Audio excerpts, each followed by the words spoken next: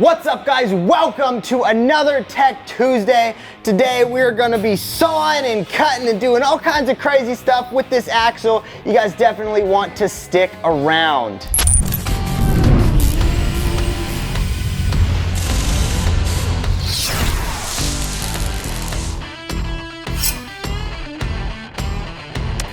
So, like I said, today I'm gonna be showing you guys how to take off your old collar and axle bearing. A couple reasons that you may want to tackle a project like this is your axle bearings are worn out just from years and years of driving down the trail, driving down the road in general. These things can get worn out, they can get nice and shaky. So you just want to look for stuff like that. A couple symptoms when you're driving is you may hear humming coming from the rear of your vehicle, or some whining. Those are just a few symptoms that you want to look for. So if you're starting to hear those noises, it's probably a good time to pull your rear axle. Now, when you pull this rear axle, a couple other good things to check, and some things that you want to check to make sure this is actually worth doing, is you want to check the splines on your axle to make sure they're not warped and twisted just from, you know, some epic things you've done on the trail. Maybe you're doing some smoky burnouts or some other crazy stuff. You want to check, make sure that's not all jacked up. It's also a good time to check your wheel studs, make sure they're not all stripped out, and make sure you don't have to punch those out and throw in some new ones. You also want to check the wheel mating surface. Just basically do a visual check, make sure everything's in good condition with this axle. And if it is, then you're ready to go to the next step, which is actually taking this thing off. Now, I will just give a quick disclaimer. This axle hasn't been sitting in the protection of a housing for like 5-10 years. So it's got a ton of surface rust on it. Yours shouldn't have any of that. If it does, then you just want to make sure you give a nice little cleaning to it, especially any of the surfaces where the bearings are going to go on. But other than that, it's time to start cutting away. Now, I will give a quick little, liability waiver, disclaimer, whatever you want to say.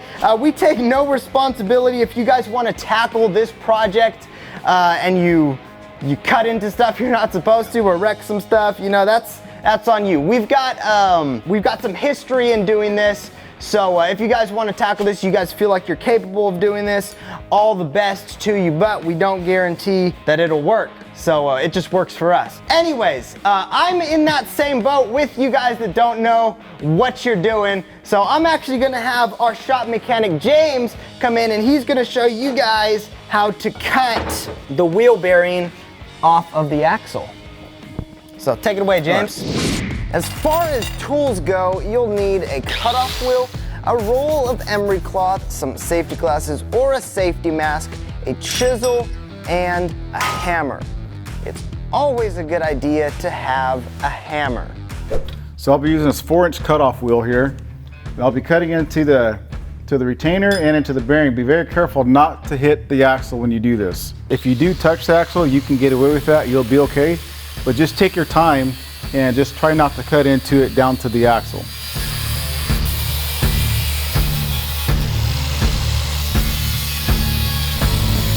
All right, so now make sure you check your depth on your cut to make sure you don't go too far down. And if you need to go down further, then you want to keep grinding down a little bit further. So now I'm going to knock off these bearings so I can get a better view, so I can look at my cut that I have here. Okay, so at this point, we've got the old bearing off, we've got the race off, it slid off when the bearing came off. We still got a little bit of the bearing left on, and the collar, we still got a little bit more cutting to do before this thing pops off. The fun part is going to be the rest of the bearing, because we're gonna try our best to avoid the axle surface right in here, but it's definitely going to be tough. So we'll see what we get. James is a professional, and so just make sure you don't do any worse than him, and you'll be good to go. So take it away, James. Let's see what you got. So as I'm grinding it, I heard like a snap, like a little pop that tells me that this collar here broke loose. So I'm going to do the rest of it with my chisel to get it off.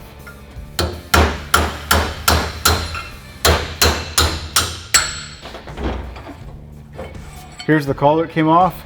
And if you take a look here, you'll see the axle wasn't even touched. Okay, so with the collar off, all you've got left is the remaining part of the bearing. If you did a good enough job cutting, the chisel and hammer should work for this. We're gonna try it.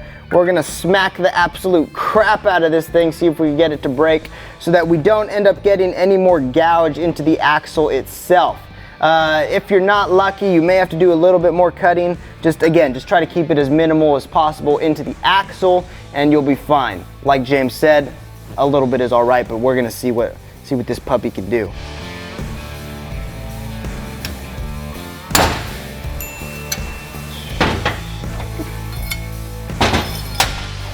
Okay, so a perfect cut we've got no scathing on, is scathing a word? So James did a super sweet job with the cuts. I took a lot of notes, hope you guys did too. Got the rest of the bearing off and all that good stuff.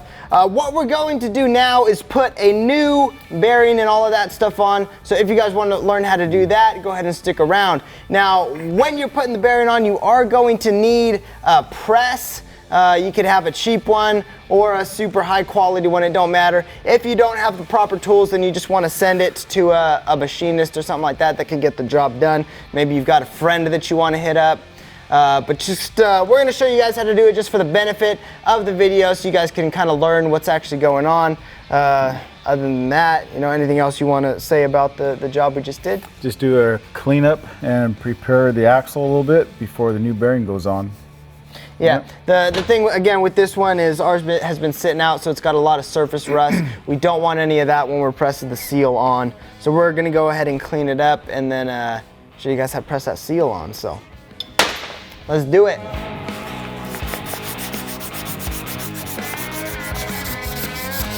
So when you're cleaning up the mating surface of the axle, you can use some 320 emery cloth. We found that to be decent. Just give it a nice little shine, get it looking like a mirror. Check your teeth and you're ready to throw the seal on. So we got the surface prepared, nice and smooth for the bearing and stuff to go on. I use a little bit of lubricant just so we prevent any scratches. We'll put the seal and the bearing on along with the collar. Make sure they're on there straight, and we'll take it to the press.